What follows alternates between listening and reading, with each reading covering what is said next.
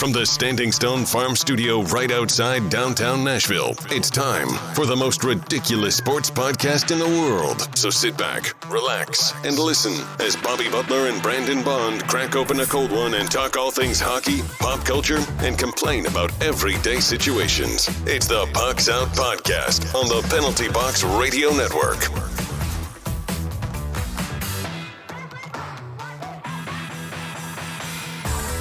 Welcome into another episode of the Pucks Out Podcast. I'm Bobby Butler. He's Brandon Bond. Hey. You can find us on the three majors of social media at Pucks Out Pod. Now let's crack open a cold beer and let's get after it.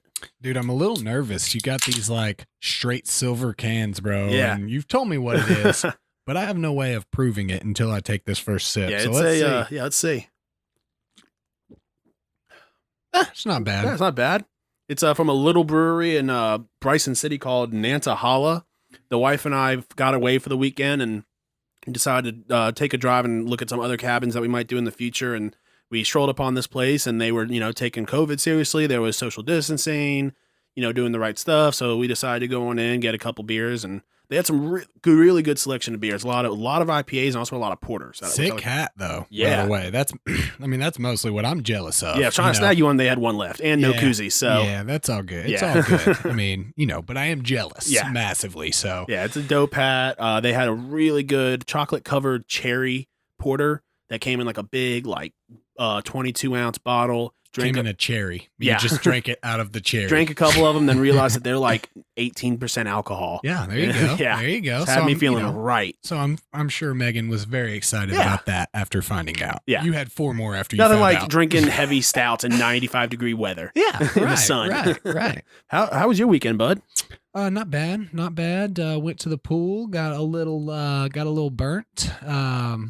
I mean, my burnt is just like, I'm a little irritated because I'm a little red for a couple of days, and now really great tan, dude. I'm feeling nice, but it was nice going and hanging out at the pool, chilling. Hung out this weekend, man. What about you? Anything fun? Got my computer built. Oh yeah, super excited about that. Got my video editing build, maybe a little gaming on it. Tested it, some Modern Warfare on it, and some Skyrim. Cool. Runs Skyrim perfectly fine because it's like a 20-year-old game now. Yeah. I mean, if it didn't, that would be very upsetting for you. I would imagine. If anything, it's way overkill for Skyrim. Yeah, you couldn't even process Skyrim because it was doing things for you before you even played it. Yeah, it was like I was like, I beat the game. Game's over. You're like, I just started. This is awesome. But all right, don't forget to check us out on What a Maneuver to get all the apparel you need. Check us out on Patreon for behind-the-scenes content, and you can find out first about what stuff that's coming up. And don't forget to check us out on YouTube to see videos that everyone can see, and you'll be entered in for a promo to win tickets. Coming up later in the show, we've got an interview with NHL.com correspondent and host of the Lockdown Predators podcast, Robby Stanley. And that was a great interview, so looking forward to that. Dude. Yeah, friggin' dope. I love the Lockdown series. Yeah. So they have across all sports, and so I'd been listening to Robby Stanley a while before we got him on for an interview. I was super excited about that. That's super cool, man. But we've got a lot of news inside the NHL and out, so let's go ahead and get started on that. Everything you need to know about what's happening on the ice. It's time for news from inside the boards.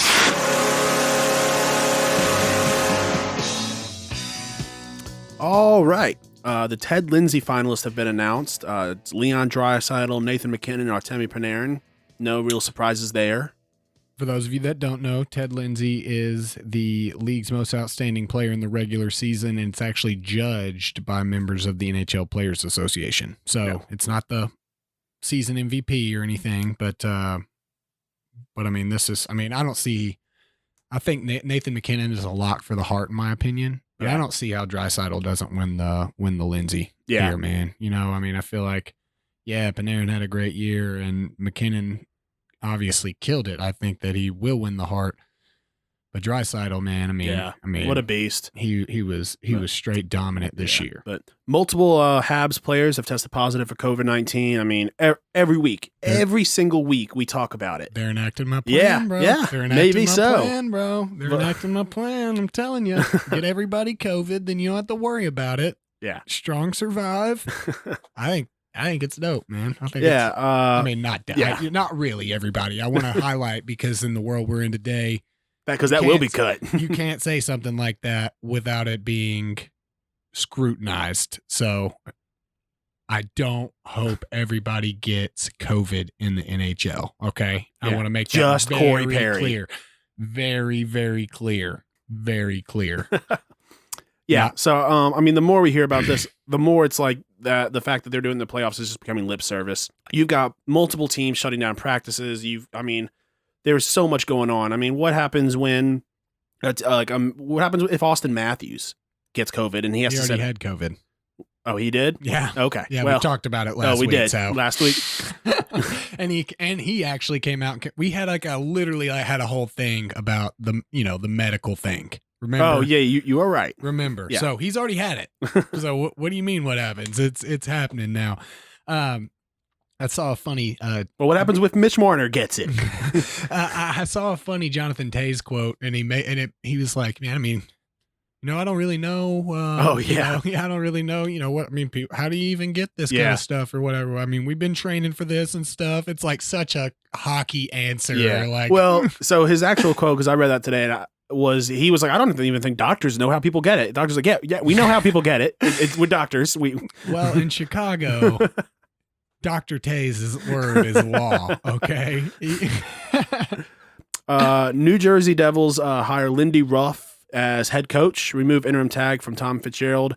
And they've hired him as the full-time GM. So another move for New Jersey. Let's see if they can get back on track this next season. Yeah, absolutely. I mean, they got so much youth there, and a lot of good players. We kind of talked about the Devils and how they were very disappointing this past season. You really hope that they can get it together. I don't care one way or the other, realistically, but I mean, it's you never want to have bad teams and players and high draft picks that are on a team that we never get to actually see their full potential because the team itself is bad. So we got a bunch of names here of guys who've decided, and we knew this was coming. Players deciding to opt out of the return to play. And it's funny, last week I was listening to SiriusXM. They were talking about how, hockey players aren't going to do that. That's a baseball player thing. Hockey players are too tough to opt out. I'm like, just wait. It's coming. Yeah. There are plenty of guys in situations that are going tough to die. Yeah. Like, what a stupid thing to say. Yeah. Like these people don't have families and stuff. Yeah. Like, so starting off on the top, you have Mike Green, Oilers D-man, former Detroit. He's informed that he won't return. Steven Kampfer of the Bruins has announced he will not be coming back this season. His wife and son have a congenital heart defect. Max Domi is trying to decide whether he'll be coming back or not. Carl Asner, Habs D-man, opts out from returning this season, and Steven Stamkos has suffered a lower body injury, won't be there for the start of training camp. And that Stamkos injury that's a big deal for them. That's rough. And this is not even the full list. When I was making the show doc, I was reading through and who had opted out. There's been 4 or 5 more players and coaches even that have opted out. Yeah, Mike Green spent a lot of this year on the injury list because of a bad virus that he had attacking his liver. I mean, why would you risk that? You're already prone and susceptible to something. So, I mean, all these guys, and we talked about this.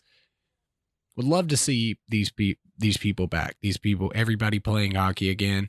But really look at yourself if you think that them playing hockey is more important for a decision of their future, their entire future. It's a game. At the end of the day, it's a game. What's a game? And even if we want to talk about, hockey in itself, well, if you get sick and die, then you don't make much money the next season. Yeah. I've never heard of a guy that's died that's got a big contract, and maybe I just haven't looked hard enough, but it's just ridiculous and I haven't seen a whole lot of hate on this, and most of the teams have been supportive.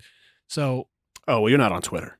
There's a lot of hate and Facebook. Yeah, I tend to stay away from Twitter. It's easy not to see the hate where you see when you're off the 2 major communities. When I'm just talking to normal people that are not keyboard warriors. Sure. I mean, I guess I could see how that would be the case, but it's just ridiculous. And it always seems like it's the same. I guess I'll call them hoaxers, people who are just being idiots about COVID-19. They say things like, don't let your fear control you. Just stay home. But then when these players decide, okay, I'm going to stay home, they're like, no, you have to work. Damn you. Whoa, I was talking to the bag boy at Kroger. Okay. I was not talking to my favorite sports team guys, Yeah. So, I'm sure this list will grow, and I'm sure at some point it's going to get kind of like what you said with, well, what happens if Austin Matthews gets it?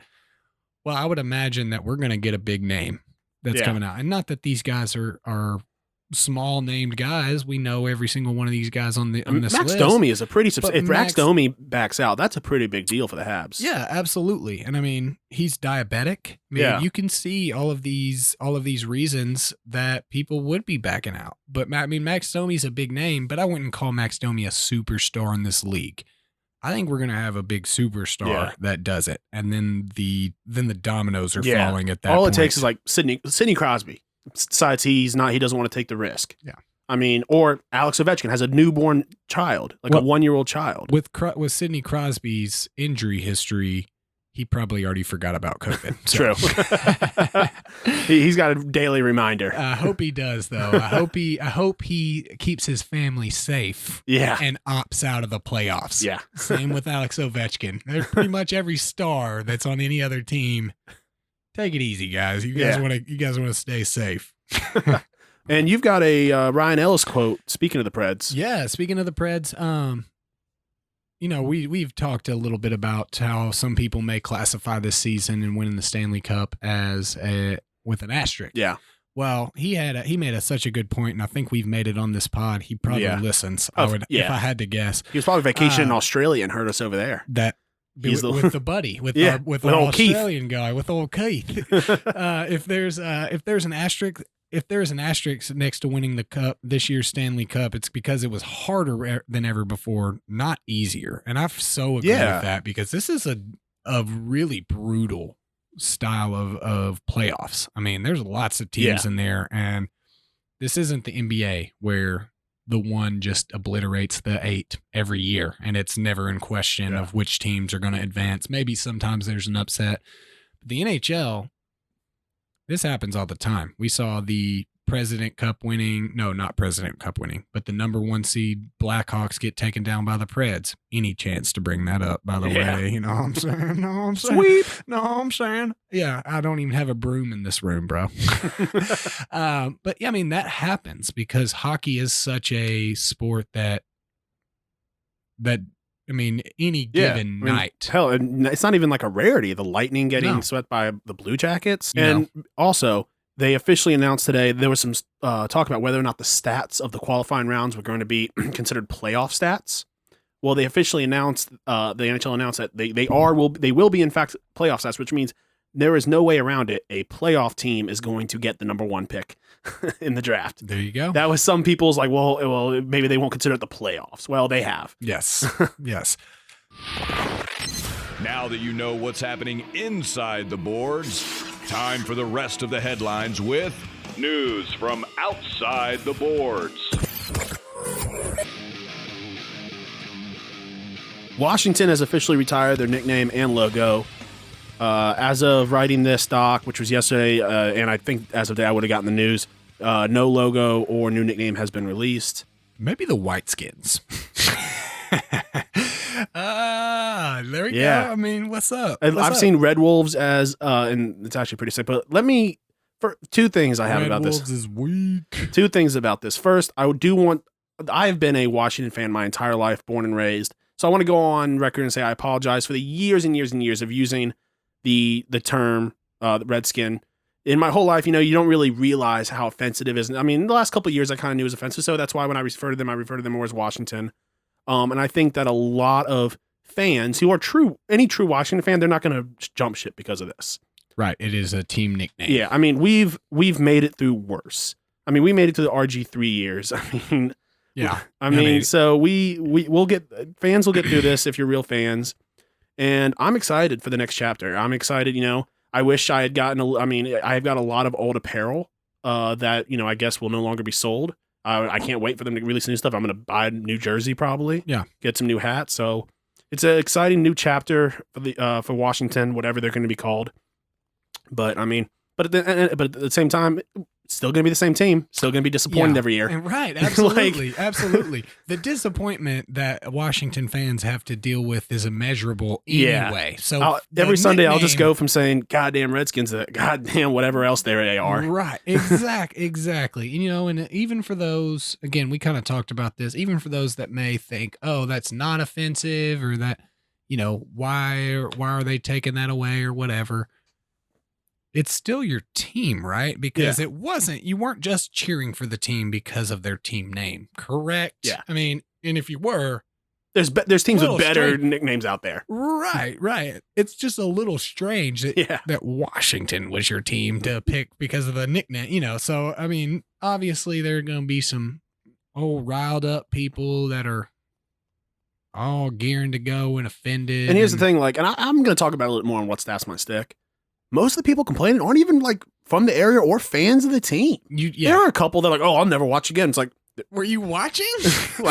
Hold on, bro. You were you're from Arizona, and you're taking your day you bought NFL Sunday ticket to watch a Redskins game. Well, it's not like they're going to watch the Cardinals. Well, at least they got a nice court. At least they make decent draft picks to get you excited.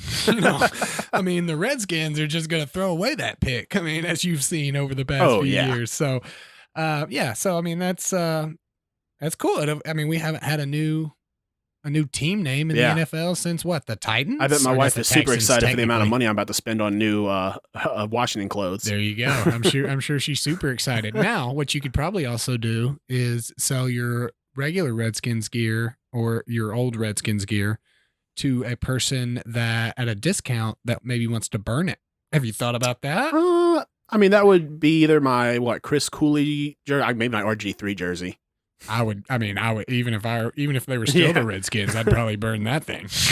Yeah, but I think I'll put my Chris Cooley and my Riggins jersey up in a shadow box somewhere now. Yeah, you got the Adrian Peterson. I mean, I forgot about the AP one. It's one of those things that I don't think that all that stuff should go in the trash. I mean, it's a part of history at this point. If you can, put it in a shadow box. I mean, that putting it in a shadow box doesn't mean you are glorifying it. I saw a video of someone who was so mad about the name change. They were burning all their stuff, and people who have supported the name change was like, good, burn that stuff. Yeah. We're trying to get rid of the... We really appreciate you.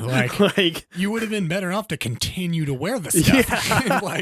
if that's what, if that's your objective is to piss people off, you've gone about this the wrong way, buddy, All right. Lionel Messi becomes the first player in La Liga history to have over 20 goals and 20 assists in the same season.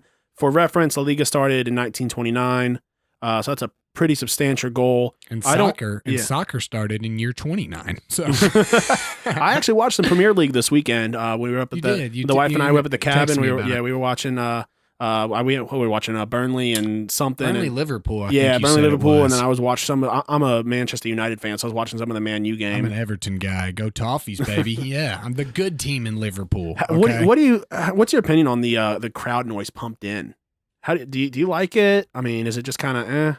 I mean, yeah, it's kind of distracting at times because they don't have the timing down right yet. Soccer's so quiet as a general rule, anyway. Yeah, that, I think they go overboard and make it louder than it usually is. So I'm watching, I'm like, this is getting obnoxious. Soccer's not generally constantly loud. Every once and again, you'll have a corner of the stadium doing a chant. But when they're doing the pump in, they have the chants going the entire game. Yeah. And it's just oh, okay, this is... It's this wouldn't happen. Yeah. Those guys definitely got to go get beers. Yeah. Do you hear the lung capacity of these fans? Yeah.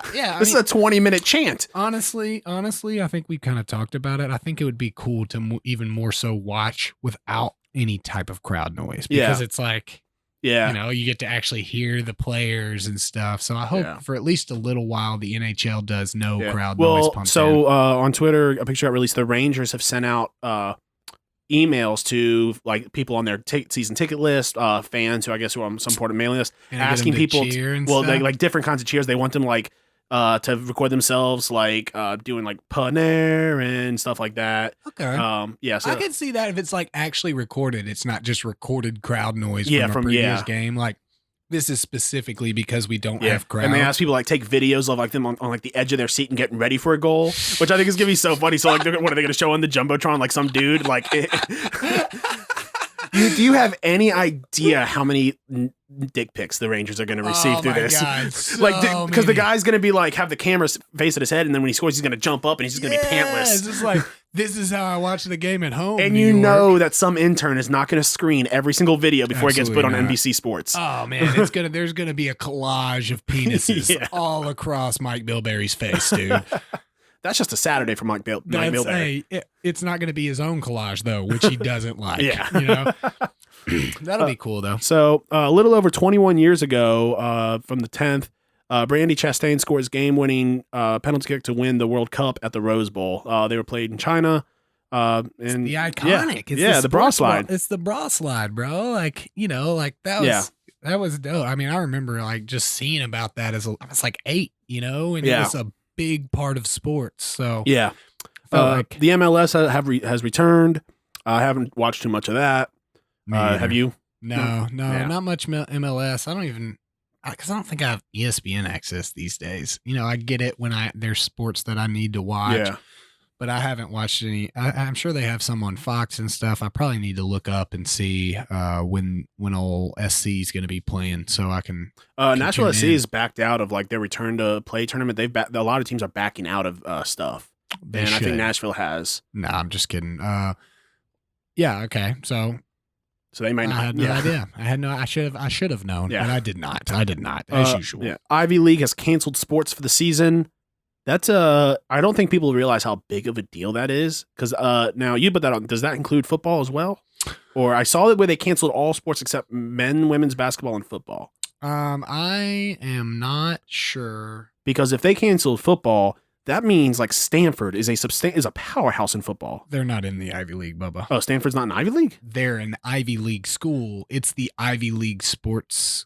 I hate college. I hate the NCAA. Really, it's just annoying. What are they? What are they? Yeah, I think it's called the Patriot League. Yeah, What is Stanford in then? the Pac-12. Pac-12. All right, Yeah. that's annoying. Well, all right. Well, your biggest team, Notre Dame, is just floating independent in football. Yeah. Guess what? and We don't they're have to remember what conference they're in. We're ACC. Well, yeah, but they're an ACC in like every other sport. So, I mean, what? You have to remember 2 conferences, Bobby. 2.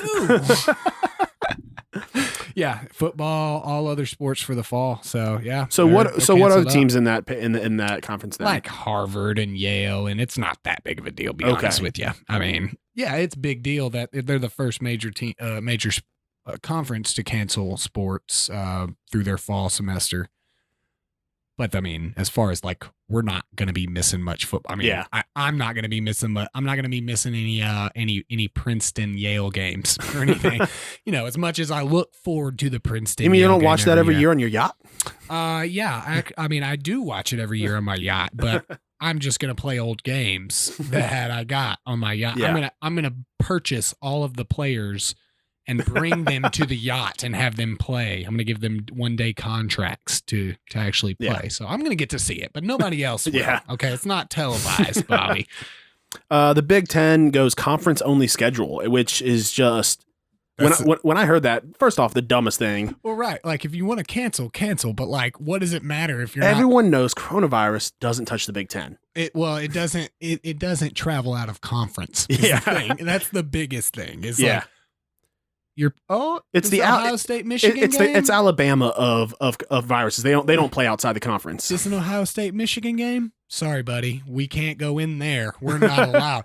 This was conference only. This was We're only allowed at the Ivy Leagues. Yeah, right. The Ivy Leagues. Those rat bastards. They shut us out. I can't believe it. So we were gonna come for you, Big Ten. But you guys are only playing in conference. So, like, you guys are across multiple states. It's not like you're in, like, one little area or something. Like, Like, I mean. But that's going to mess up other team schedules, too. Well, like Big Ten just wants to do that so they don't have to play any out-of-conference games. I don't know, man. That was the few games that Maryland could win, was the out-of-conference games. Well, that's because their out-of-conference scheduling was trash. Well, they play Texas every year, and they've Look, beaten Michigan Texas is 2 out of 3 times. Michigan is just excited they don't have to play Notre Dame. They're like, all right, sweet. All right, so that about wraps up our the news. We are going to continue our Seattle Fantasy Expansion Draft Part 3. We're moving into the Metro. I've got the first pick. Do we want to run over our rosters again for folks? So I will do mine. So we start with the first part one. We did the Pacific.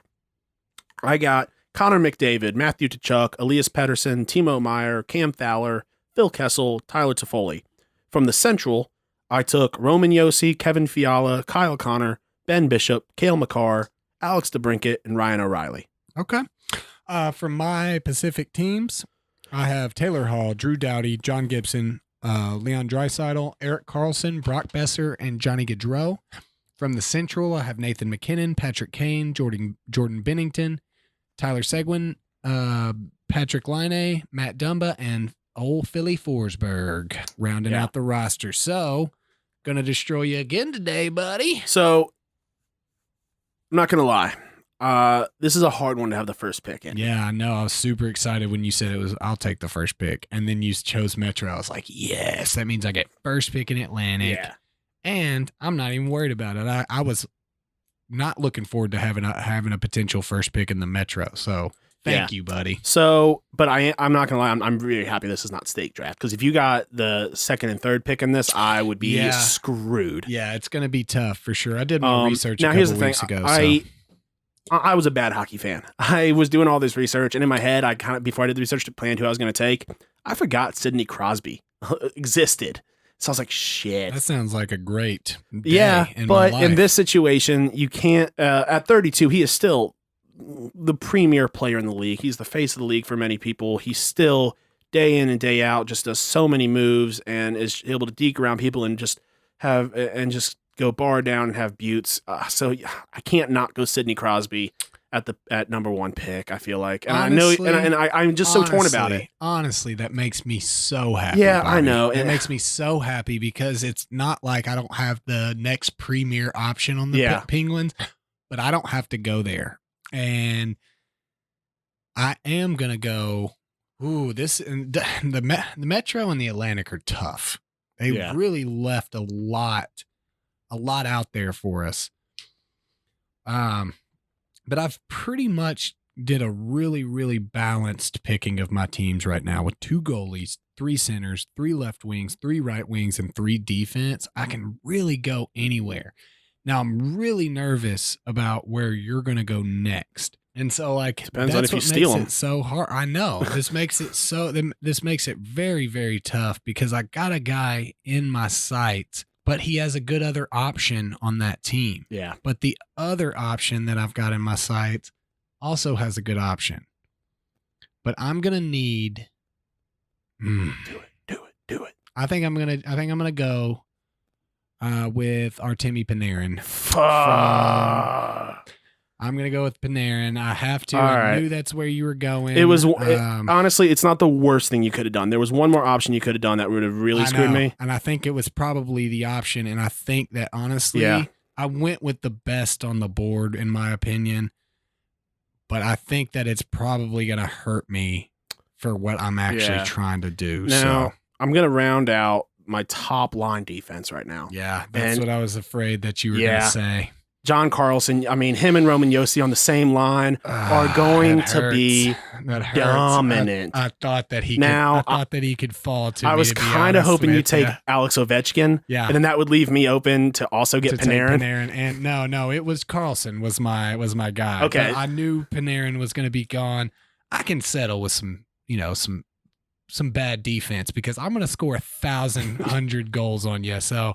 Yeah, and obviously that does leave me open to take Ovechkin later. Yeah. But, man, that hurts because defense is my one area that I've been struggling with. And I have some decent defenders, obviously, but I don't have any superstar defenders, unfortunately for me. So that hurt. Obviously a great pick in my mind, but I feel like I'm comfortable taking Panarin here. Okay, so I guess it's my pick again. So I don't have to go to Washington. I don't have to go to Pittsburgh. Man, I have got a couple of decent options available. Yeah. I think that since we kind of just talked about it, I think I'm going over to Columbus and I'm going to take Seth Jones. Yep. I'm going to take Seth Jones. I need to get a young defender.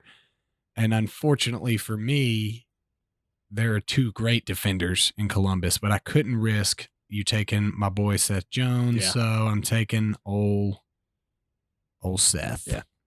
Yeah, that works. I mean, he was definitely. I mean, obviously he's on my list. But I've already got some great defensive guys going on. Yeah, you do. Yeah. You got a solid defense, and you're gonna need it, buddy. Yeah. Well, so now I need to up my scoring, for sure. So, and I don't think that I'm going to get the score that I want next week because you've got the first pick. Yeah. So yeah, you're not getting him. I don't know where you're going. I'm assuming we're talking about David Pasternak. Oh, yeah. Well, I didn't immediately think of him as my top guy because I'm going for a big time score. Okay. So you might get Pasternak next Maybe. week. We'll see. But now that you've brought it up into my head, or is this reverse psychology and I don't really want him, but I'm putting it in your head now? Oh man, no. Honestly, though, now that you're making me think about it, because my top choice for next week, I got plenty of options on that team. Well, let's wait till next week. Yeah, well, we'll see. So, see, I'm kind of torn right now. Man, I've got a lot of centers, but I think I'm gonna have to go with. I gotta get scoring, so I'm gonna go Mika Zibanejad. Yeah, that was a great choice. That was my secondary, but I was just so center heavy with the definite center coming. And I have no problem of telling you who I was like. I was thinking about going straight youth with Capo Caco, but we're also gonna simulate this game as well. So it's not about just winning 5 years down the road. It's also about winning now and in the future. We're not even really the GM of this team, so you want to get some youth, but you also want to get some value out of your youth picks too. So. Great pick. That's where I would have gone as well of my other Rangers choice. So I think I'm gonna go. Oh, this makes it tough though. I am not sure. Okay, so I'm actually probably not going with one of the top guys on my board here, to be honest. But I more want you to make a choice for me. Is essentially why I'm picking this guy. Okay. I'm gonna go over to Philly and take Ivan Provorov for my defense. Okay, so, that works 100% for me. Yeah. So because I was gonna take Travis Konechny. Okay. Are you gonna go ahead and take him? No, I'm not doing that. It's like, do it, bro, do it. No, but then that wouldn't have helped me in my decision making skills there. So, all right. So Konechny was on my list. Yeah, I don't need a right winger at this point because I've got the top choices of right wingers next week. So, so I'm gonna take a guy who can do left wing and right wing. He's played both about evenly amount. He's come in. He's good at faceoffs when a player gets kicked out. I'm going to take the best, and also he's really the best player from that team, so I'm not Sebastian Aho. Yeah, that was my hope that you would make that decision. You wanted me to take him? Yeah. I didn't want to not take him. You know what I'm saying? Because that is going to really open me up to, I think that we've picked everybody but New Jersey and the Islanders, correct? Correct. So I think that I'm going to head on over to the Islanders and take Matty Barzal. Yeah, he was on my list, obviously, but I've got so many centers. Me too. That's the problem here. Is like, that's kind of why, look, I would have loved to have Aho on the team, but my secondary pick on the Hurricanes is more of a need that I'll need to have. So I'm going to take old Matty Barzal, fastest guy in the league. Yeah. All right, so now that leaves New Jersey's the last team that we haven't picked from. Right. You get this dumpster fire of a pick. So here. do you go with youth, or do you go with maybe this guy can do something on a team? But like I've said, I've got too many centers already, so I guess I'll take Kyle Palmieri. Yeah, at right wing. That wasn't a bad choice. I'm honestly kind of torn on New Jersey, so I'm going to save it for later since we've already picked on all these other teams. I think that it is going to be necessary for me to go up to Carolina and snag probably what will be my top tier defenseman in Dougie Hamilton. He was on my list. That was why I needed you to pick Aho for me, because if he was left, I was going to have to take him because I can't leave him on the board as a steal. But Dougie Hamilton is actually going to be a really top tier defenseman for me that should be competing for the Norris if he weren't injured earlier this season. So Dougie Hamilton, welcome to my top line defense, buddy. I'm excited to have you. All right, so that leaves me. I guess any team's now open. We've picked from every team, so now we're not fighting each other. I guess I'll take Pierre-Luc Dubois from the Blue Jackets at left wing. Great choice. Him and Zach Werenski were my options, but also the two goalies. I cannot believe you didn't go with either of the goalies there. Both youthful, both had really, really good seasons. How many goalies are you sitting at? Just one? One. I think I'm going to take one here soon, and save maybe my second one for next week, or my third one for next week. But. Yeah, and see now I have the options, so I think that I'm going to be playing the long game. I'm going to go ahead and snipe. You already picked from the Devils, right? So I guess I can't snipe. Yeah, neither of us can snipe anybody now. I think I'm going to go ahead and go over to the Devils and get Mackenzie Blackwood. Okay. He probably will not make the roster with Bennington and Gibson. I just feel like that'll be nice to be able to go into next week with no need to take a goalie at all. So if I don't want to, obviously I will be able to, because we'll have rosters filled at that point. But I feel like Blackwood is really young. I think he was born in like 97 or something. So he's a youthful cat. Yeah. And will be a good addition to the squad. Yeah. So let's see. I guess I'm gonna fill out one of my third line D and take one D. That leaves me just having to take one D man next week with Ryan Pulak from the Islanders. Just get him in the. I had him on my list for sure. That just, he fills a good role, getting, minimal. You got to take at least 9 D-men. So I don't know how many you have. So I think this will make my 5th. So yeah, okay. I guess I will have to take more. You'll still have to take some, but that's the thing, man. You get filled up on these forwards first. Like we honestly went, if we would have gone Metro and Atlantic first, we would have had 14 forwards, dude. No question in my mind. Yeah. So, not a bad choice. Pulak was definitely an option for me. So, I'm going to go ahead and bring on to, go ahead and add my superstars here, buddy, because I appreciate you taking Sidney Crosby. I feel like it was a great choice. If I had the first pick this week, I wouldn't have taken Crosby. I probably would have gone Panarin, because picking Crosby, you've just left the second best center in the league available. And so I'm going to take Evgeny Malkin. Yeah. And nobody will know the difference of those two cats. So, and probably won't get a concussion. So, yeah. So I know I said earlier I'm going to take Travis Konechny, but man, I really need to leave myself just one goalie for next week. I shouldn't have said anything. I knew you were going to do this. No, Carter Hart's literally was on my screen the whole time. I'm sure he was, but you already had said, if I would have said, I wouldn't have said anything, you probably wouldn't have taken Carter Hart because Konechny's okay. He's not a bad player. But I'm taking Carter obviously. Hart. Yeah, that was a smart choice. That was dumb of me. Okay, so I guess that leaves me with my last pick. Am I allowed to take it? You tried to cut me off last time I was taking my last pick. So sure, maybe. We'll see. All right, we'll see. Obviously, we're going for star power. We're going for votes here.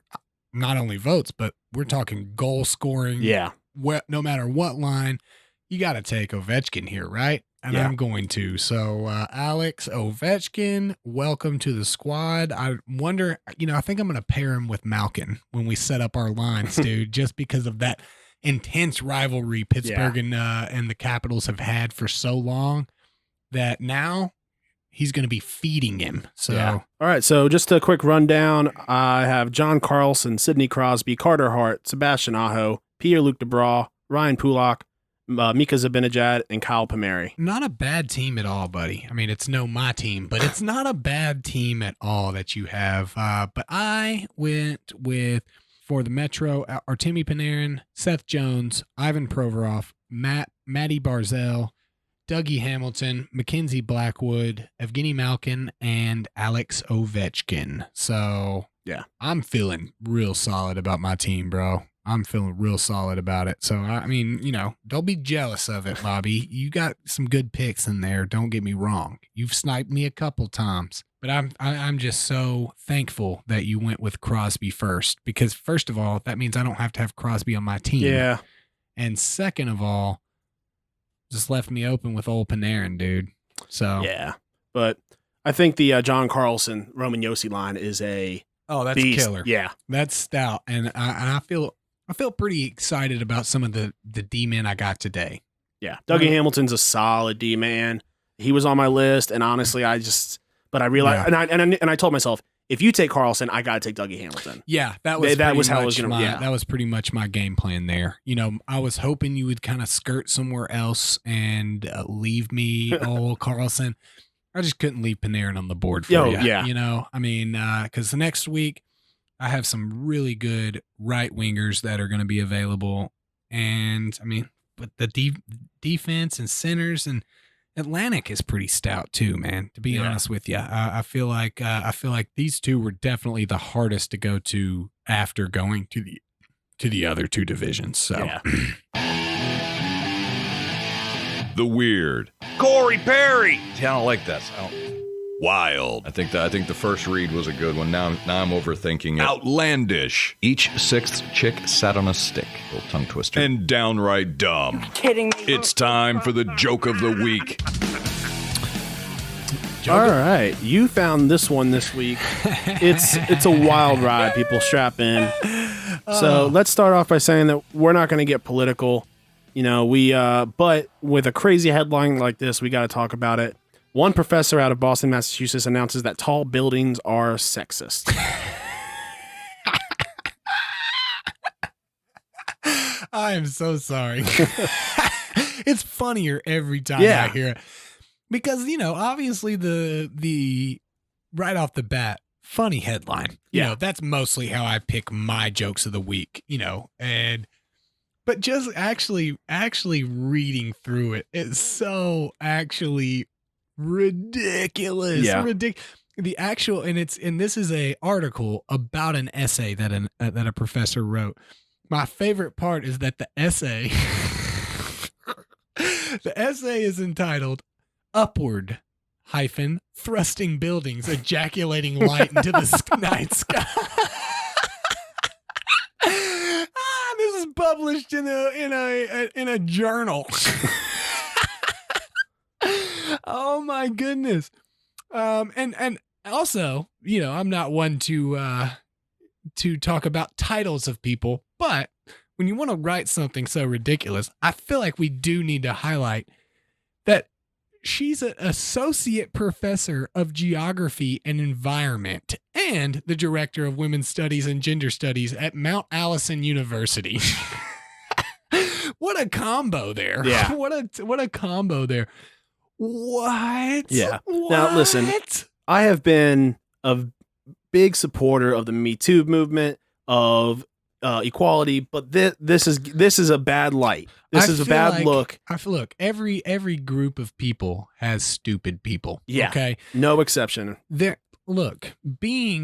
Thinking that a woman, my girlfriend and your wife are equal parts to us and not at all below us in any status or whatever, does not then mean that I have to see every tall building as an oppression of life. Because for the most part, nobody's like out in rural America building skyscrapers, right? It's generally a utility thing. Yeah. And here's the thing, so a couple sentences, she makes good points at the beginning where she's talking about how urban, where she's not even talking about skyscrapers. She's talking about how women are harassed on the streets, how, they make it really hard if you are traveling with a baby. Those are all very good, good points that we can talk about at some point. Absolutely, sure. But then she comes in and says, tall buildings that look like phallics are sexist. And it's like, whoa.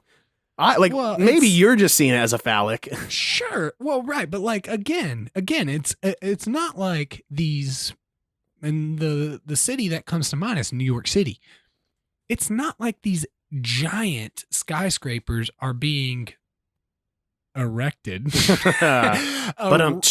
erected on huge plots of land, and there was no real reason for it to be a huge skyscraper. Like, I mean, again, I feel like if we're allowed to, if we want individuals to be treated equally, we have to highlight the ridiculous nature. And here's the thing with a building being sexist. And here's the thing with architecture is that when you have to build a tall building because you have limited space, you have to start wide at the bottom and get narrow on top. You can't start narrow on the bottom. That's what she said. I mean, yeah, and again, it does take a lot of the point that are meant to emphasize her point and make them dumb, make the statement within themselves that if you just said it without saying all the rest that she's saying, it makes some of these normal statements dumb. Gentrification has made the everyday lives of women even more difficult. How does, a traditionally poor neighborhood becoming more ritzy and getting more coffee shops make a woman's life harder? You know what I'm saying? Like, this is silly stuff to me that is not at all good for a feminist style agenda, but it's actually the opposite. It takes everybody that's ever said, oh, well, all these feminists just want everybody to worship them and all this stuff. Yeah. It validates what they're saying because you've said exactly the stupid stuff that they are saying that you're saying. Yeah. And what a ridiculous. I think that you even taught a building, no matter how phallic, isn't actually misogynist. Is it? Surely a skyscraper isn't responsible for sexual harassment, the wage gap, or even the glass ceiling, whether it has a literal one up top or not. And she goes on to say that yes, it is. I mean, I'm not going to read all of this article, but it's just absolutely absurd. And what a joke. Yeah. This is not at all, in my opinion. And look, if we have some ladies out there that listen, that are still listening to at this point and haven't shut off the podcast, I would love to know how I'm wrong. I am absolutely not trying to downplay issues that different groups of people have. And because I'm not a woman, I don't know I just didn't know that a tall building was sexist. I was not aware. And I'm not really sure that you were either. And up until this point. And so what an absurd statement.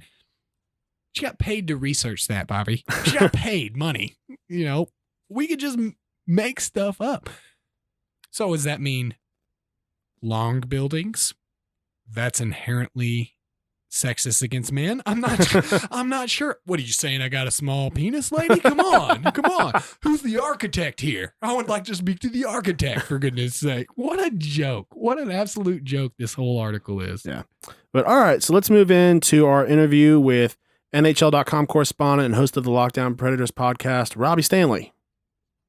All right, everyone. Up next, we have correspondent for NHL.com, host of Locked On Predators podcast, and host of the Roundtable podcast. We have Robby Stanley. How's it going, Robby? Doing good, fellas. How are y'all doing? We're making it. Well. It's a rainy day here in Nashville. It is. The weather is not fun outside, especially when you're cooped up and we're all quarantined. It's a little bit easier to do when there's sunlight out and you could at least go outside your house. But when it's raining like this, you run out of things to do very quickly. I never thought I'd get tired of playing video games, and I'm almost there. I'm almost to that point where I'm tired of it. Yeah, almost though. Almost. I haven't gotten there yet. But couple more days at least. But all right, so one thing, you've got Locked On, the Locked On series podcast. We're regular listeners to that. How did you get into that?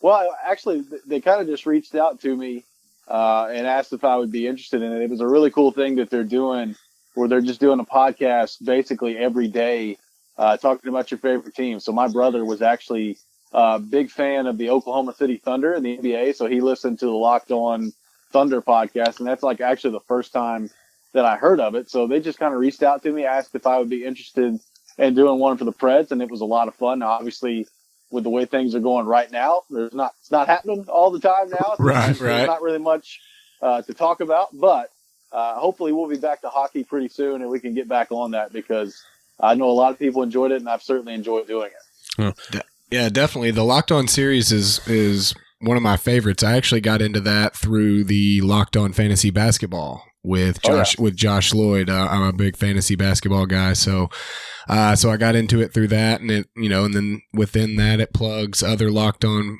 podcasts. So I was actually a listener of yours before Bobby told me that we were going to have you on, so I was super excited. Nice. So is there a specific memory or point in time where you decided and you knew you loved hockey and that you wanted to get into it more?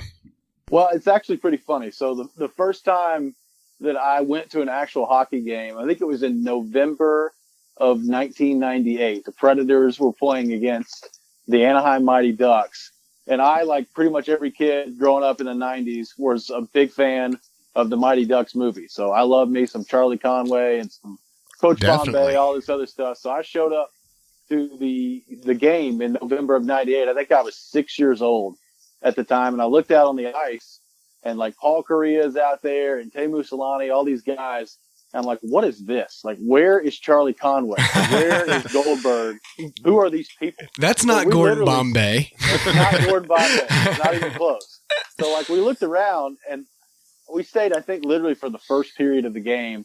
And I looked at my grandfather and I was like, okay, I'm over this. This is not what I thought this was going to be. But after that, I started going to more Preds games, fell in love with the game from an early age. And I was always playing like baseball and football and basketball. I never really played too much hockey. I mean, I played recreationally with like friends and stuff, but never played like in league club hockey.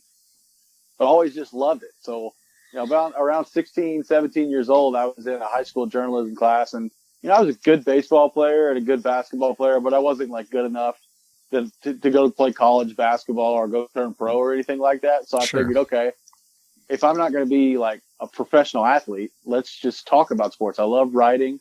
I love talking about sports. This is the career path that I want to have. And that's kind of how I got into it from a media and like a writing standpoint. But I've always loved hockey just from an early age and from those Mighty Ducks movies. Even though the first time I showed up to the game, I was sold a bill of goods that the Mighty Ducks were playing. I loved it even after that. Maybe that's why they changed and became the Ducks, because of this specific experience that you had. Maybe, like the deception of children everywhere that forced them to change their name. All right, so in your mind, is Roman Josi the unofficial Norris Trophy winner this year? I think he is. Look, I thought he was going to win. The Athletic came out with a poll a couple weeks ago. I think they polled 41 riders, and I think Roman Josi won by like 64% of the vote. Wow. I think John Carlson had like 24%, and then like Victor Hedman had some, and it was kind of dispersed all over the place from there. So I wasn't surprised that in that poll that Josi won. I was surprised by how much of a margin of victory he had. Definitely. So I think people towards the end of the season started to pay attention more to the analytics of it, and Carlson got off to such a hot start offensively that a lot of times it's really hard to catch up to that in the eyes of the voters, just because you see the numbers and you see how prolific he's been offensively all season long. But I think people started to take a little bit of a deeper dive into the defensive part of the game. Roman Josi is stronger and was stronger this year in that area than John Carlson was. So look, at the end of the day, like the Athletic poll that they did, I think is encouraging for Roman Josi. It's still a small sample size in terms of the overall vote.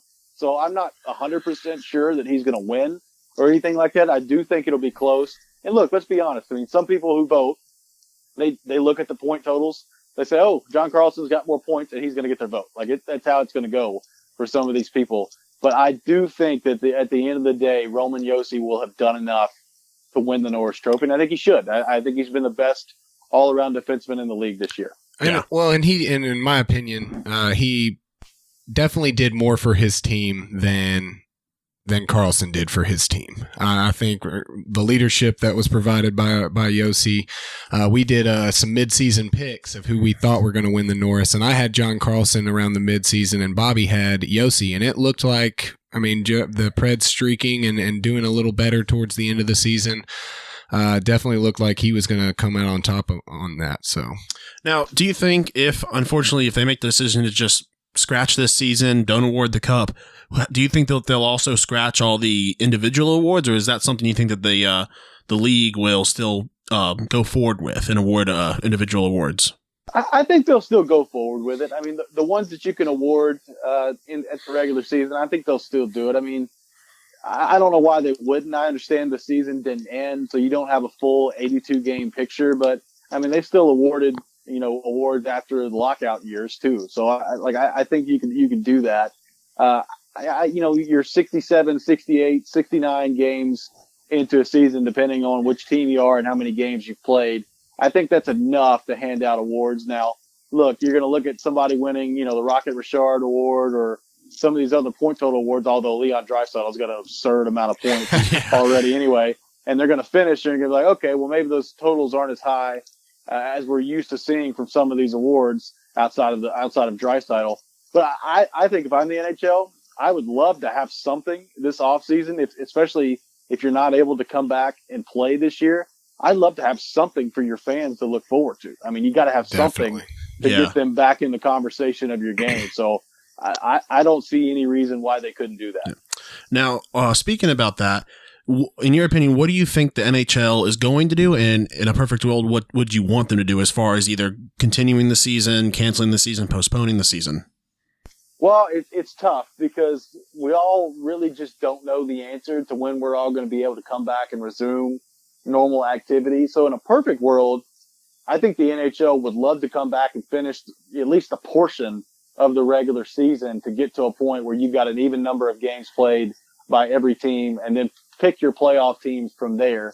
The more and more this goes on, I think that's going to be almost impossible to do because we're getting to the point now where players haven't skated for so long. They haven't been on ice together for so long that whenever you do come back, and if you can come back, you're going to need some time to get into a training camp. I mean, they can't just go from not doing anything on the ice for a month and a half, 2 months to getting back into game shape. I mean, it's going to take some time. I know Matt Duchene joined us on a conference call earlier this week and said that he thinks it's going to take at least 3 weeks to get back on the ice. So if that's the case, and maybe 3 weeks is a little much, I don't think the NHL is going to go that far, but even if it's 2 weeks, I mean, all of a sudden you're cutting back into the summer a little bit. I think you're going to have to go straight into the playoffs. And I think in a perfect world, the NHL would like to be playing in the playoffs by Memorial Day. Like, I don't know that.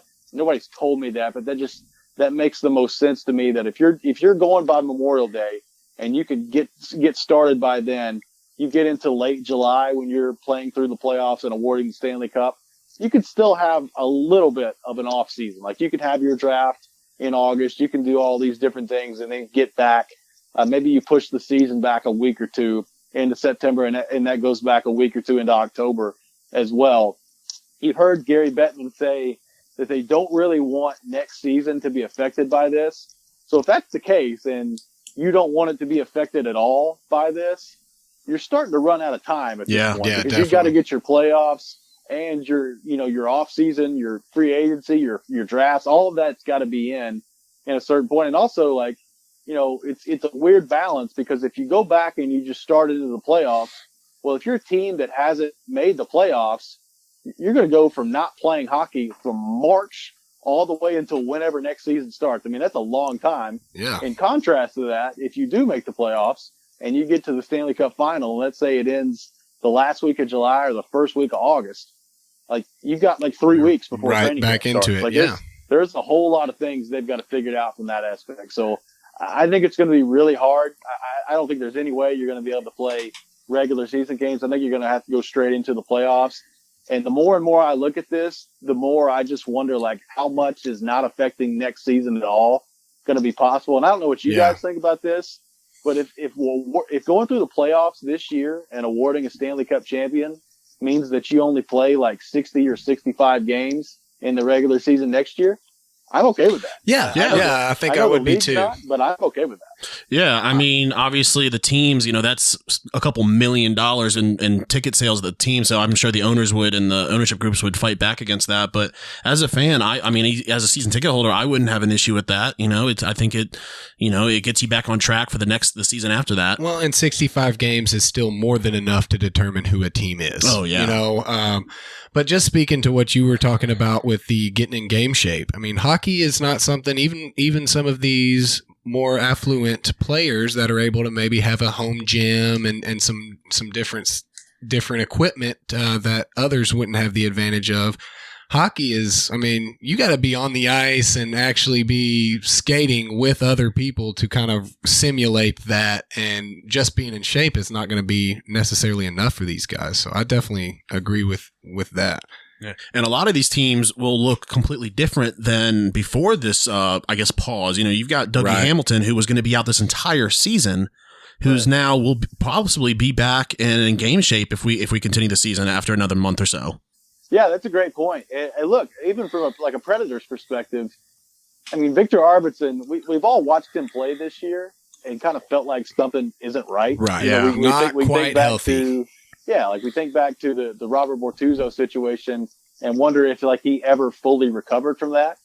I think this pause could be good for him in terms of getting back in. Maybe he's healthy and maybe he looks like the Victor Arvidsson that we've grown accustomed to seeing. I wonder if it could just be like a reset for Johansson and Duchesne and Turris, like some of these other guys who have struggled. But the flip side of that is, once you go back, especially with a new coach coming in and you've still got systematic things that you're working through, you're basically going to have to start from scratch and start to rebuild all of that again. That's why I think, I've heard the idea get floated out there of having a week-long training camp.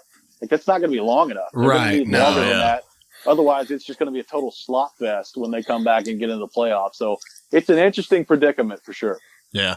So I want to talk to you a little bit about the future of our netminders. Obviously, Pecorine maybe has a couple more years left before he decides to hang up the skates. And we've got Saros. And then down in the minors, we've got Connor Ingram. Do you think, Saros is up to the task of doing 60, 65 games a year? And do you think Connor Ingram is ready for the big show? It's two interesting questions right there, because I think a lot of people have just naturally assumed that whenever Pecorine's done, whatever that is, whether that's, after this year, after next year, 2 years from now, whenever, I mean, it's coming down the pipe pretty soon. He's going to be done. And everybody's just naturally assumed that UC Saros is going to be that next guy that steps in and takes the crease.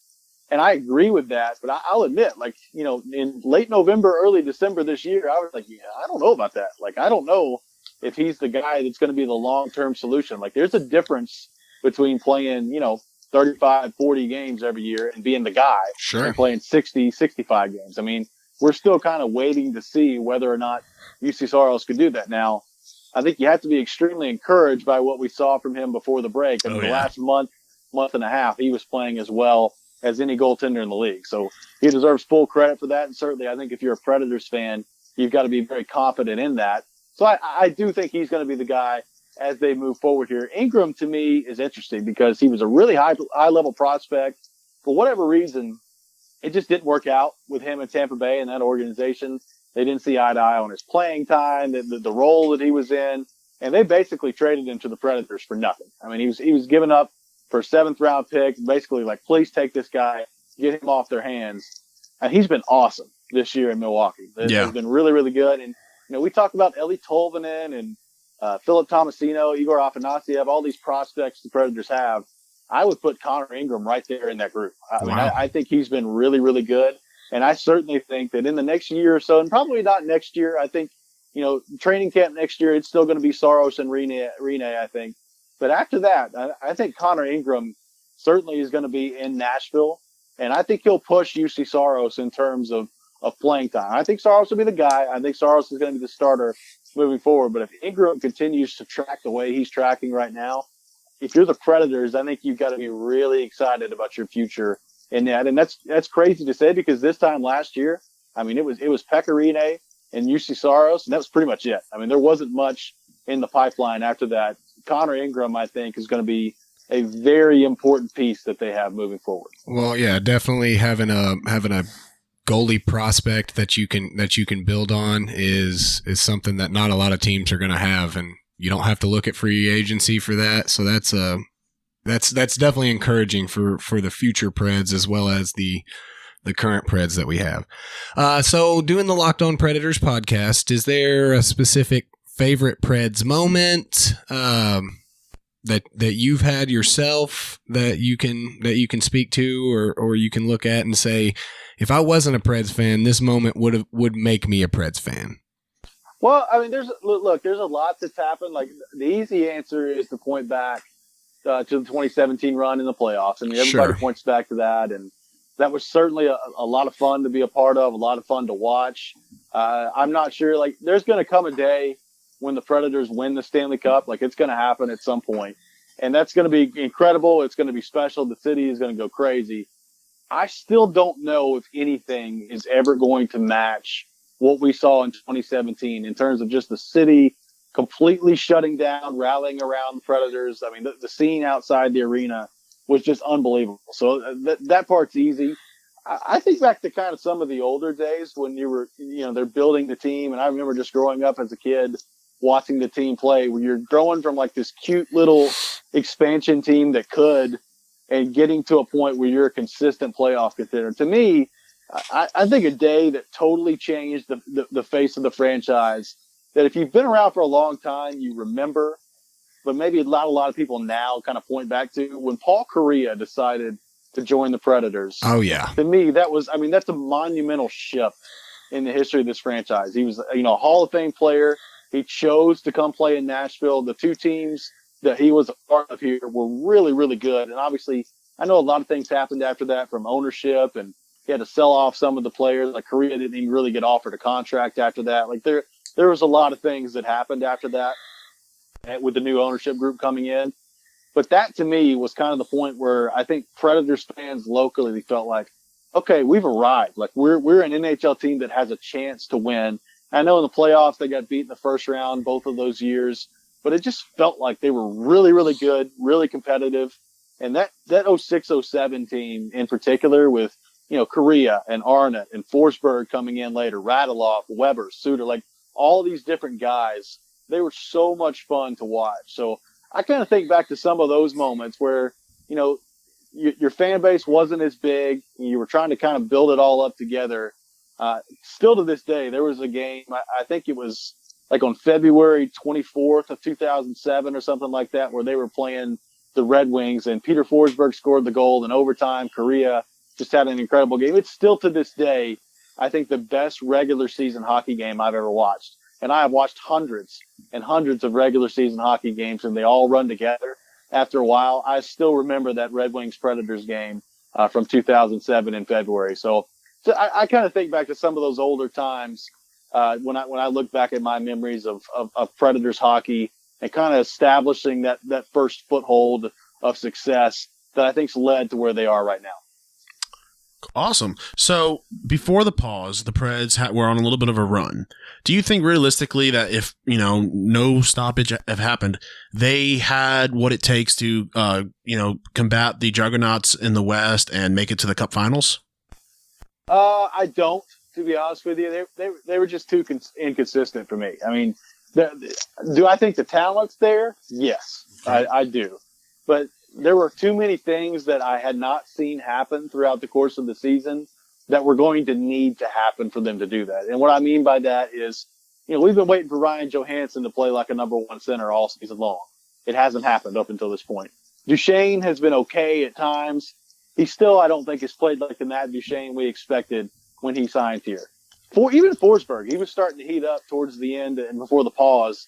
But even the production had not been there consistently. So, I mean, all of these different things, you guys mentioned Roman Josi earlier. Like, just imagine where this team would be without him and without the way that he's played this year. Like, they would be one of the worst teams in the Western Conference. And it's kind of crazy to think that. So, look, could they have done it? Could they have put together this magical run? Sure. I mean, I guess they could have.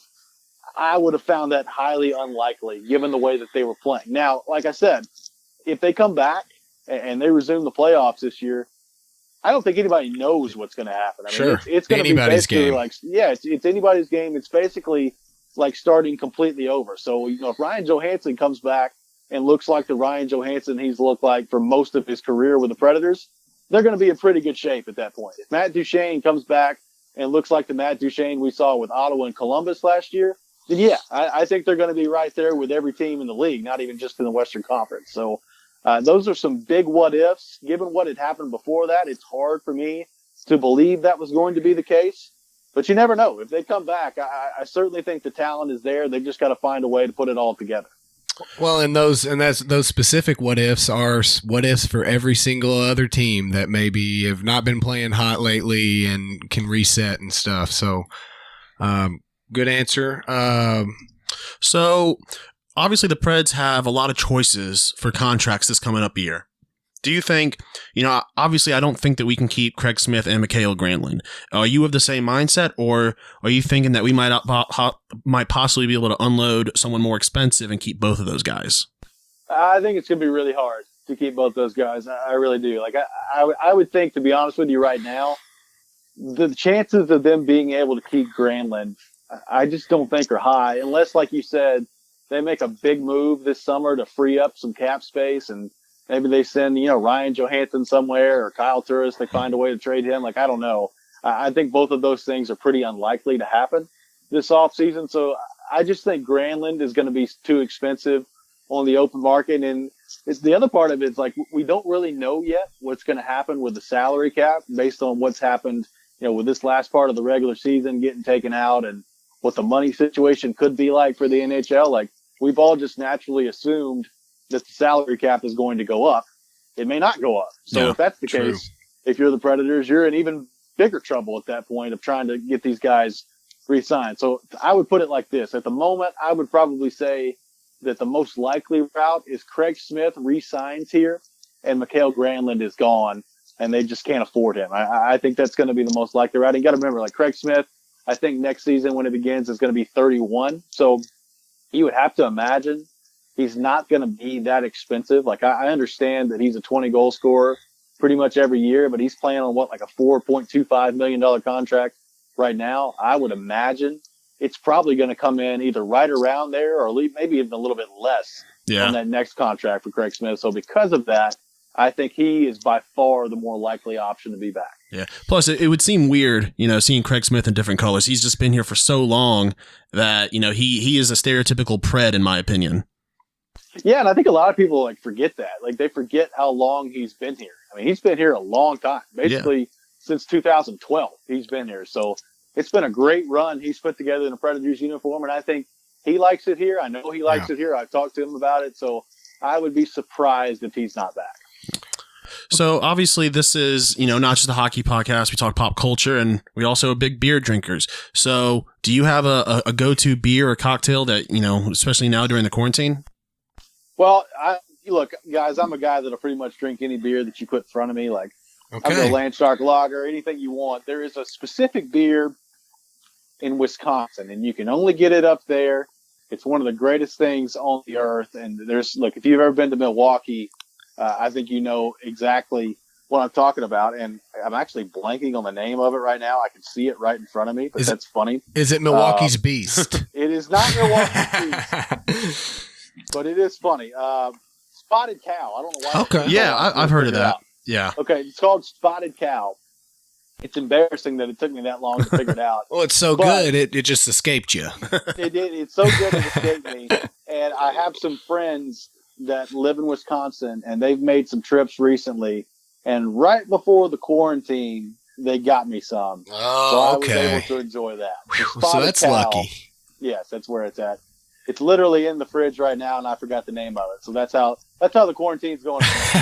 Well, days are just running into one another. Okay, so like we said, like Bobby just said, we get into all sorts of pop culture as well as sports. So if you had to choose one, if you would choose one at all, Marvel or Star Wars? Oh man, that's tough. We try to throw hard-hitting questions out to our guests, man. We're not. I would probably go Star Wars. Okay. Barely. It's really close. I love Marvel, but it's hard for me to go against Star Wars. I love it. Okay, so what would be who would you consider your favorite Star Wars character? Favorite Star Wars character of all time. This is going to surprise a lot of people because he was only in one movie.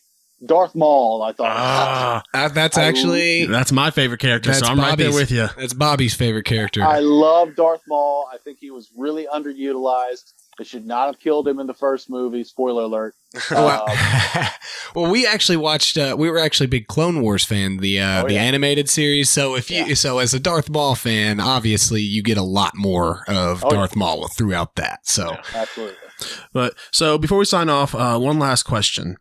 What do you think happens first in Nashville? We get a David Poyle statue in right outside the front doors of Bridgestone, or Pekka's number gets retired? Oh man, that's a tough one. I would say probably Pekka's number gets retired first, just because I think Pekka's got maybe 2 more years left at most. And I think pretty shortly after that, I mean, his number is going to be retired. Yeah. I don't know how much longer David Poyle wants to do this. Could he do this for another 5 years? Yeah, probably. I think when it's over, he probably will get a statue of some kind. But I think just from a longevity standpoint, I think Rene is closer to being done than David Poyle is. And I think literally the season after Rene is done, his jersey is going to get retired. So for that reason, I'll go Pekka Rinne. Yeah, okay. Let's just hope he gets a cup. That would bring his career to a nice end. All right, guys, this has been correspondent for NHL.com, host of Locked On Predators and the Roundtable, Robby Stanley. Robby, it's been great having you, and we hope to have you on again. Thanks, buddy. Hey, thanks, fellas. Appreciate you anytime. All right, welcome back to the studio. What a great interview. Thank you, Robby Stanley, for talking with us on the phone for a bit. Appreciate it, Robby. What a great interview, man. It was nice talking to you, man. Yeah. But all right, so let's we don't have any pop culture this week. We are still in the middle of watching Lord of the Rings and The Hobbit, and he is. I am still in the middle.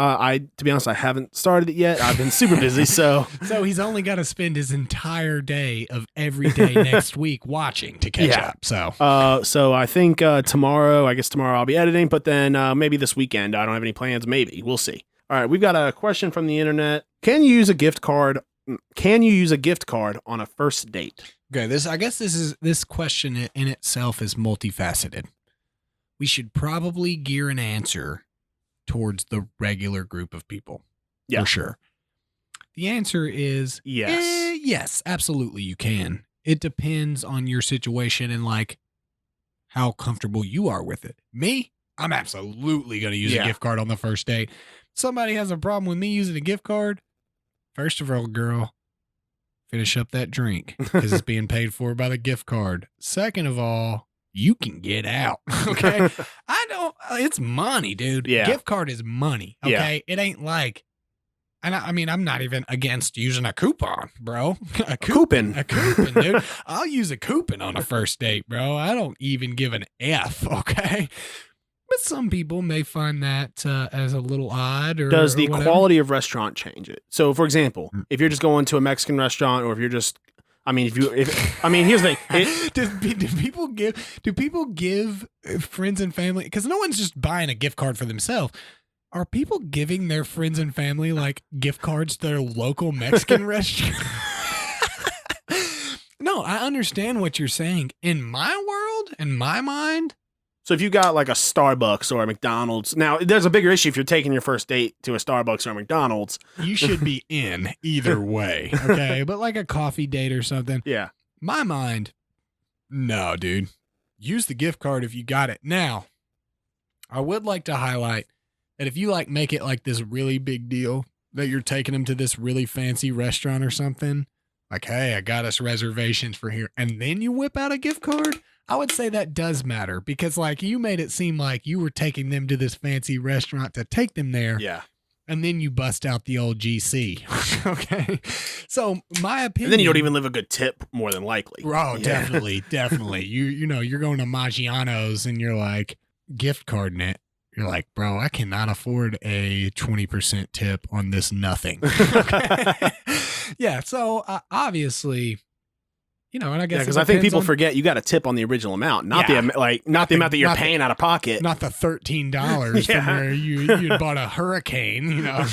Yeah, no, I would say that obviously it depends on what kind of person you are. You and I, as people, if we go on a date with a girl and they ain't okay with us using a gift card, first of all, bye, girl. Yeah. What's up? Not to dude? mention, my Bye. wife probably would have been happier with me using a gift card. She would have been like, "Oh, you got She's this on like, lockdown." I got a gift card. We have matching gift cards. Megan busts out the gift card. She's like, I got the drinks. You're like, oh, yes. Yeah, so I would say absolutely you can and you absolutely should. Yeah. So So the majority of the internet said no. 61% said no. yeah, So that's because they ain't comfortable getting a date. And the internet was just happy to get a date. Yeah. Okay. They didn't want to do anything to ruin it. So they had to use the coupon to get the date online. they had to get, it was one of those situations where they went to the back of a newspaper and called a number, and that's what the date is. So absolutely, in my opinion, use the gift card. And if they're not okay with you using the gift card, you ain't found the right one, bruh. Yeah. You ain't found the right one, bruh. Bro, this practically is Love Line we're hosting here. Yeah. And welcome back to. All right, let's move on. Time to cast your vote. Vote your cast. Choose your pick. Pick your choice. Make a decision and take a side for this or that. All right, before we move on, I did want to let you know that last week's draft, I won on Twitter, 100% to 0. No way. Yeah.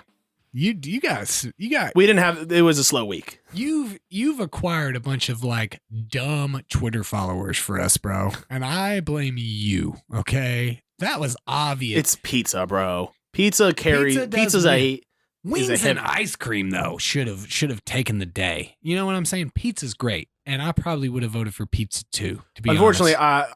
I had the shitty pick of French fries, which that wins a lot of people over. Yeah. Like I just said, you got dumb people following us on Twitter, and I'm boycotting it, and I'm out on Twitter. Not that I was ever in. All right, so all of you Twitter followers. Time for this or that. Have a flying carpet or a car that can drive underwater. This to me is easy, without a doubt. Yeah, Well, I thought it was easy. Now I'm doubting myself. because I just said yeah like that. No, because my brain started thinking. I was gonna say flying carpet. No, Okay. like, but So then that's I what realized. thought at first as But then I'm well. like, so much of the ocean is unexplored. So much. Well, not even that. It is more so for me. That's what I thought at first too. I was like, flying carpet's easy. Yeah. Not to mention, you're gonna get shot down by like the Air Force if you're just flying a carpet around. Well, let's even imagine you're not going to get shot down by submarines and the Air Force. The utility of an entire car that will go underwater is so much more vast than a flying carpet. Now, I assume the car because is safe. I'm not gonna get down there and Yes. realize, oh, I'm it's drowning. not, oh, you're pressurized. Yeah. Gotcha, Bobby. No. I thought when I put this on the dock that it was flying carpet, but then I got to thinking about it. Flying carpet in itself, like you ain't gonna be able to take like family trips or something. Yeah, in you the can take flying one carpet. person and see a You can whole take new one world. person, and you won't even be able to take like all your stuff with you without it being dangerous, you know. And I got to thinking, car underwater would be dope. You can just drive to Europe. Yeah. You know what I'm saying? And like you're in a car, it's all good. You can carry all your luggage. So Now, what if so let's even it out because what if it was like a big ass area rug? Like I'm talking like one of those like 30 by 30 feet rugs. yeah, I mean, it would be fine, but you're still in the same situation where if you got anything that's loose, you got to hold it. You know what I'm saying? And so like, you could go across rivers, Bobby. You can go across the ocean. You can, sounds like you can just drive it in regular everyday type of stuff. You want to go to Cuba? You can't get a flight? No problem, dude. Just, I don't know why it sounds like that. It maybe it sounds like That sounds slow. it's leisurely. Yeah. So the flying carpet is cool. You get in there and the stuff. genie that made this deal is like, oh, there's no engine. You have to paddle. Yeah, that would be different, obviously. So like the flying carpet is cool. It would be, it'd be cool if it was just like, if it was like a, I don't even know what to compare it to. Like if it was like a baby submarine that was the size of the flying carpet, I don't think I would be as sold on it. I think the word you're looking for is just a small airplane, maybe. Well, I mean, small airplanes are bigger than cars, would be my guess. Just a tiny submarine. which is still baby size submarine that is underwater that is the size of a carpet. okay. Yeah, so I think that is pretty. I thought that it was a clear choice, and then I got to thinking about it. Car that can drive underwater is awesome. Plus, you have a radio. One, that's just Radio. Number one, you got Bluetooth. Yeah. I mean, I'm assuming that this car's got all the bells and whistles. yeah. Besides Because the fact when you take a carpet to Geek Squad to get radio installed, they're gonna be like, I don't know how to help you, bud. it doesn't have any batteries. This is magic. No, but the car, like, again, I feel like you're going to get exactly what you said in the first place that I wasn't even thinking. Like, dude, the ocean's unexplored. Bro. Yeah. You could just go anywhere. Like, No, yeah, you're gonna get attacked by sharks and octopus and a kraken. I mean, obviously you're going to get attacked by those things, but like, I feel that that makes it doper. No, I'm not saying that it's a con. I'm saying that as a pro. I am, being in a boat is kind of, this is Plus, rough. you know what you get to own? How cool is it and how dope is it to own a harpoon? You get to have a harpoon.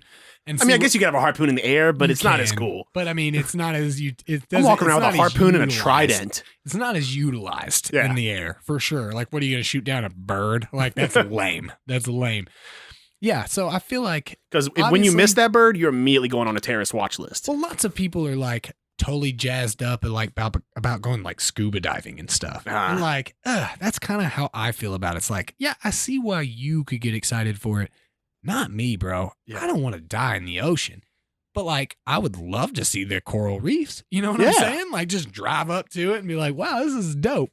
Let's drive back home, Now, what kind of emissions is this underwater car putting off? Did we just destroy the coral reefs by driving a gasoline engine vehicle by the coral reefs? Yeah, I mean, maybe, but because the flying carpet's very green. In this, that's true. But in this imaginary, huge tax write-off. In this imaginary scenario, Bobby, I'm gonna say I don't care about the coral reefs. We say imaginary. Elon Musk is gonna make this real life in like 5 years. Well, at that point, then we can kind of judge. I would say no emissions. I mean, we're all safe. We don't have to imaginarily destroy anything to enjoy this Good. car. I was stressing out a little bit. You were stressing. You were like, bro, it's not green. You can paint the car green if you want, Bobby. It'll be all good. All right. Have never-ending battery power on your device, phone, tablet, laptop, or free Wi-Fi anywhere all the time. This or that. This one's super easy for me. Yeah. I think I've had my phone for 3-4 years now. I know you've had your phone for longer. It's died on me one time in that entire time, and I've gone 2 days without charging it with heavy use. To be fair, free Wi-Fi anywhere. To be fair, you don't have any friends though, Bobby, so nobody's texting you or calling you. No, I feel like free Wi-Fi was like a good option. I just feel like my life now. If you were to say, yes, you have the car that can drive underwater, then it's definitely free Wi-Fi. No question, right? But I mean, the never-ending battery power. And yeah, your phone because it says may not device, die. so I'm assuming we're not talking. I did phone, tablet, or laptop. Yeah. It doesn't mean anything that has power is unlimited for you. But like those three things, like yeah, I want to make sure because if it's unlimited battery power on everything, then that's a gimme. Sure, right? No, that's I just solved the green issue in the last one. I just said device. Yeah, so like I mean, the never-ending battery power would be dope. The free Wi-Fi everywhere would be also really, really dope. I feel like this one was a much harder choice for me. Not for me at all, man. Like I the most annoying thing that happens with devices dying is my watch dies once every 2 days, and I just have to. That's because I forget to plug it in at night. Yeah, I guess it depends on the quality of the phone the person in this situation has. See, but like I live in, America, bro. Like I got free Wi-Fi like 87% of the places I go. Yeah. You know what I'm saying? And so like to be able to just be like, hey bro, do you want to go? I don't know why I'm yeah. Hey bro, do you want to go to do this thing for 3 days? Well, I wouldn't have a phone charger. Problem solved, bro. Are you kidding me? Hey bro, do you want to go to these things for 3 days, but you can't use any of the internet? Yeah, but I mean, you know how I feel mostly about the internet anyway. Like I wouldn't really care. Like, that's more what I feel is like, if I had a place that has Wi-Fi, I need it. But like, But then your porn just buffers and buffers and buffers and buffers. That's true. I didn't think about the porn buffering, but I could watch as much of it as I want with the buffer. Man, I guess I'm going to go with free Wi-Fi anywhere. Yeah. It makes more sense, but like especially with as far like listen, 10 years ago, 100% the other way. My batteries on phones lasted maybe 6-7 hours. And I guess my argument for I get Wi-Fi everywhere I can go generally. I mean, you've seen me plug up at a bar before on my phone, dude, and I ain't got no shame in my game. So I guess that's the same. If you're at a place that has Wi-Fi, generally they have outlets too. Yeah. And you know what's dope? And I was actually, my next phone that I'm getting at Christmas, it's got a power share thing where I'm excited about this. Yeah. I saw it and I was like, first off, I'm excited for that, but I know Brandon's going to be because you can just throw your thing on my phone and charge your phone from mine. Well, I'd been planning over the past couple months to get a new phone, and I think you've talked me into not. I mean, look, that's the one problem I have is battery power as a general rule. And it's not like it's awful. I just play phone games on and Marvel Strike Force. If you really wanted to, it could last. Absolutely. Like there will be times that like if I'm like going somewhere all day or whatever, I'll just brightness down, low power mode, and I just won't get on it because dude, that is so relieving sometimes to just not be on your phone all the time. Yeah. But yeah, no, I'm super excited about me charging my phone off your phone. That's the dream, bro. That's the dream. All right, let's move into what are you binging? Apparently, I don't remember watching the first season of this with my wife, but apparently we did. So we just started the second season, and I feel like I'm lost. AKA, I was on my phone the whole time. You didn't watch it, and she watched it and just told you that you guys watched it. Yeah, well, I vaguely remember some things. I'm like, I think I know that character. Then I realized, I was probably playing Strike Force or something on my phone. There we go. Yeah. So, good choice. Though. Yeah. Good choice. And that is The Politician on Netflix. And I think I realized why I didn't watch it.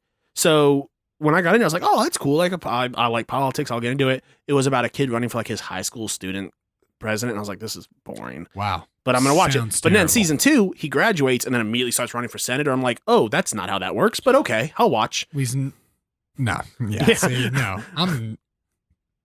Most of the time, we like talk each other into watching something. Don't watch the show. No, it sounds terrible. It's terrible. It sounds absolutely horrendous. What this show does for me, it allows me to spend time with my wife, but also spend time on my phone. Also, obviously, I'm not like, look, I'll watch dumb things with Stephanie, no problem. That's not I'm not downgrading you for having watched this show. I'm just saying, usually we come into the what are you binging section and try to sell what we're watching. Yeah. You've absolutely turned off. We're not always watching good stuff.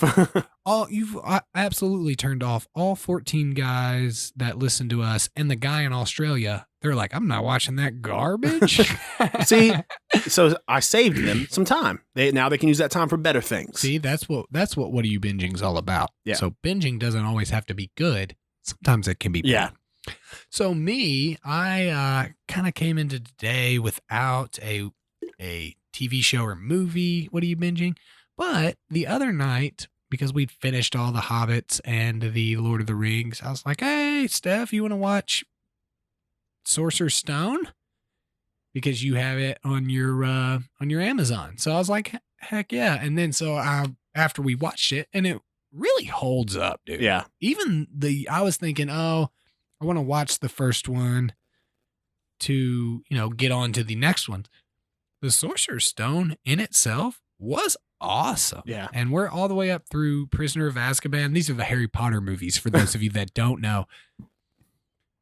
Great movies. Yeah. And I totally forgot, but you only had the Sorcerer's Stone. Yes, because I have the Blu-ray collection. Well, that's super dope and stuff, but HBO Max has all of them. Yeah. So I was pumped about that. I'm a Max guy now these days. So I've got a free 1 month of Max, and then I got an email from Hulu that was like, hey, do you want a free 4 months? And I was like, yeah, I guess so.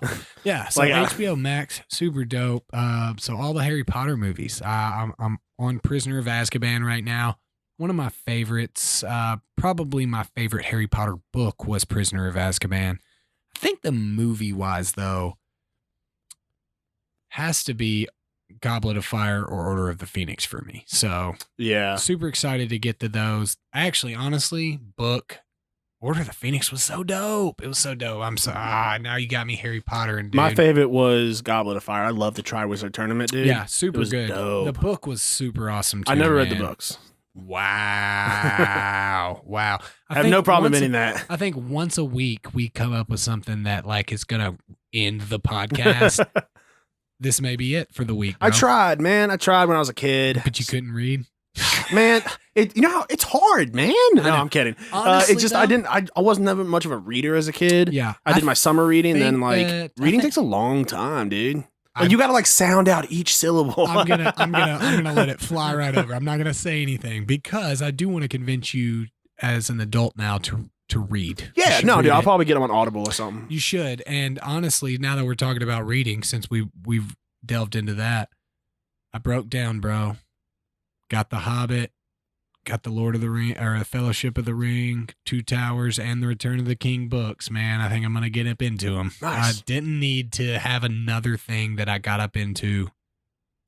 J.R.R. Tolkien. Yeah. I appreciate. I you, might do bro. that to see the difference between the books and the movies. Yeah. Yeah, but I'm excited to start watching that. But yeah, Megan and I did a Harry Potter marathon last year, I think, and we might Yeah. do it again, probably next year. The movies aren't horrendously Yeah, off the books, but the books are just, if you like the movies, dude, I feel like you would really enjoy the books. It's dude. hard right now, and obviously we're not going to get into politics, but everything going on with what's her name, the writer, JK. J.K. Rowling. As much as she's putting her foot in her mouth, I'm like, I don't care. She didn't yeah. put her foot in her mouth during the book. Like, see, I also want to highlight that. Like, I can disagree with something somebody says, but I'm not going to let the art of it be ruined for me. No, it's and that's the art's not ruined, but I also don't want to put money in her pocket right now. Like since I own the movies. Yeah, bro, because your $47.50 is really gonna make a big difference in the pocketbook of. Then go buy them used on Amazon or something. Put some money in other people's pockets. Like, not to mention, I'm pretty sure my wife owns all the books anyway, so I could find them there. Yeah. Don't buy another set, Bobby. Yeah. You don't have to have your I don't own need set. 2 sets. Despite what you think in life, the one will be enough. Yeah. All right. So I've been, as far as binge drinking, I brought home some of the Nantahala beers. Obviously, we're drinking the Dirty Blonde right now. It's a solid bad. beer. It's not bad. I mean, it's really grown on me throughout the episode. I was a little upset that we got 2 tall boys instead of 3 regular beers because I can do the math and you've shorted me a couple ounces. But they're really good. I really did enjoy them. Yeah. I did mine. You know, I said I went to the pool earlier. So on my way to the pool, I snagged myself a nice 32-ounce Foster's, dude, in honor of our one Australian listener, dude. He's been downloading it pretty regularly. He's been listening. I don't know who you are out there, buddy. I'm not on the Twitter, but feel free to holler at Bobby on Twitter, DM him, you know, whatever. Let us know your name, bro, because we want to give you a shout out. You've made us international. We're off the continent now, and that's super dope. And besides the fact that we're pumped about Australia, dude. Australia is the one other country I wanted to be in, to be honest with you. It's who I wanted to represent this world to the aliens. Right. I'm telling you, crikey. Last night before bed, we're just surfing Hulu Live, and it was like some Australian National Geographic channel. Mm-hmm. Dude, the animals are dope. There's this little Australia's it's a wild, mini dude. kangaroo about the size of like our computers, super chubby, and it just climbs in the trees, and it has a little baby in its pouch, and it's like, that thing's cute as shit. Dude. Then you've got this bird. I'll have to find it for you. This bird literally dabs and dances to get laid. It is. That's like, yeah. I mean, look, dude. But see, the thing is, you're naming all the dope animals that are in. They also Australia. talked about all the things eating pigs and everything that eats everything. Right, dude. Like those There's probably freaking spiders. Yeah, there's that probably are 1,000 like, spiders that can just eat me whole. Yeah, well, apparently the big spiders in Australia are the ones that you want to see. You do not. If you can't see the spider, that's the dangerous one for sure. So shout out to my boy. We've been calling you Keith. I don't know if that's your name, and I don't want to call you the right name. So holler at your boy. But Foster's, Australian for beer or breakfast. Or as Australians call it, it's Australian for piss. Yeah. They well, hate Foster's there. do they? Oh, yeah. Well, then they should get a better beer over here in America, and I'll drink that, dude. They don't want to give it all away. They drink it all. I'm a commercialized man. We've talked about this. I'll sell out. No problem. Bobby and Brandon are about to find out exactly what snaps their sticks.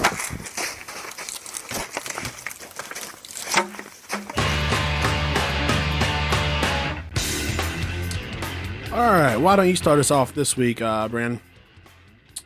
Absolutely. People that have to, my sports answer, obviously, people that have to test, I'm sure we've talked kind of about this, but people that have to test someone's fanhood. You know, I'm a so-and-so fan. Oh, yeah? Well, what happened in 1932 at this time when this game was happening, and who said sung the national anthem? It's like, bro, chill out, dude. You know, and people do this to girls all the time, dude. It's so bad. I mean, they do it to everybody, but girls especially. Like, oh, I like football. Oh yeah. Well, what happens when the ball is snapped and the ref blows the whistle? Like, it's like, like it's just stupid stuff. Like, look, man. People are allowed to like things they don't 100% know about. Hockey fans are horrendous about this. And people are also allowed to not be super fans. Like, they can just be a fan. Absolutely. And like, I mean, this goes across the borders. Like, a lot of fanhoods are like this. Hockey fans are really, really bad about this. And not so much in Nashville, because we want new hockey fans. We want you to be hockey fans. But like, it just snaps my stick, dude. Like, let somebody enjoy something if they want, man. Like, it's not like it's your buddy that says like, oh, well, I like this team now. And like, you've known them as a lifelong sports fan. It's like, bro, you're not a fan of that team. You know what I'm saying? It's different than when somebody's just talking to you and you got to test their fanhood. Like, oh, well, I've got a 14-question quiz that I need you to take, So... Yeah, if I remember you're doing that. And when you say that, I think about a time I was in elementary school. I've always been a fan of the Red Sox, and someone tried to like challenge. They were like, "Oh, it was that thing that people assholes always do. Oh, name 3 players." Not only did I name 3 players, I named them the entire starting lineup and the bat in order. And I was like, F you, man. But it turns out that if you couldn't name any of them, it wouldn't matter. It doesn't matter. Yeah. Being a fan means you cheer for some team. Yeah. Like that's so ridiculous to me. Like I just never understood people's superiority complex. Like don't you want fans of your That's very confusing to me, sir. Yeah. Like you want people to like your team, but you also do not if they cannot pass a Mensa test to enjoy them. So all right, so I talked about it early in the show. And this is very specific to the team. Non-Washington fans who are butthurt over the name change. Yeah, like listen, if you're a real fan, and you have issues with the name change. Fine, you're a fan. You can have your issues. And listen, there are fans out there I know who said, "I'm still going to cheer for them. I'm not happy they're changing the name." Like, okay, that's like that. That makes sense. I don't agree with you, but fine. You're still going to cheer for them, and you don't like them to change the name. That's your own opinion. But there are people online. People I know in real life who are not Washington fans at all, and they are just so butthurt, and they're like signing petitions, and they're like thinking that they're gonna like if they bitch enough online that it will change. They're calling like Dan Snyder a coward. Listen, Dan Snyder is we all hate Dan Snyder. Like there's not a Washington fan on earth that's a Dan Snyder fan. Yeah. Okay. So coming at me and calling Dan Snyder a coward and a bitch, I'm like, yeah, dude, we hate him. Trust me. Like we get it. Yeah. It's a very weird hill to die on. And here's the on. thing. For the longest time, the only reason Washington fans like Dan Snyder when we were kind of misguidedly didn't want the name to change, we were like, oh, well, because Dan Snyder once said that he will never change the name as long as the owner. So he's like, as long as my money's still coming in, so no problem. 100%. So when he said that, we were like, okay, well, we don't want the name to change. So we don't. That kind of puts us in a position where we have to keep Dan Snyder. We hate him, but now that he's changed it, we're like, also, good. Also, the fact that he's the owner and you guys really have zero choice of who owns your team. Yeah. So, yeah, we got to keep him. He's like, yeah, appreciate that, Bobby. Well, at the weekly meeting, I get to, decide who owns it. Your 0.0000% stake in the jersey sales. Yeah. So I've bought 3 in the last 5 years, which is 3 more than most people. That is true. Even more than most Washington fans. So my non-sports answer has obviously been rectified by your information that we've been given. But how in the world are we not just like getting phone companies on the same page and making them have the same charger? Like, why? Yeah. Why? iPhone changes.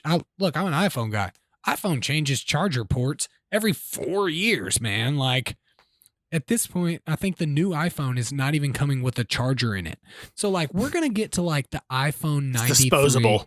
The iPhone 93 is just going to be blueprints. And you have to buy all the parts to the iPhone to build it, So, like, I just feel like, look, man, it's not like... But don't forget, you have to have a registered Apple user, Apple guy put it together, or you break the warranty. That's true. You don't have... But the biggest thing is, like, at this point, people are locked into what they want, okay? Yeah. People like Android, people like iPhone.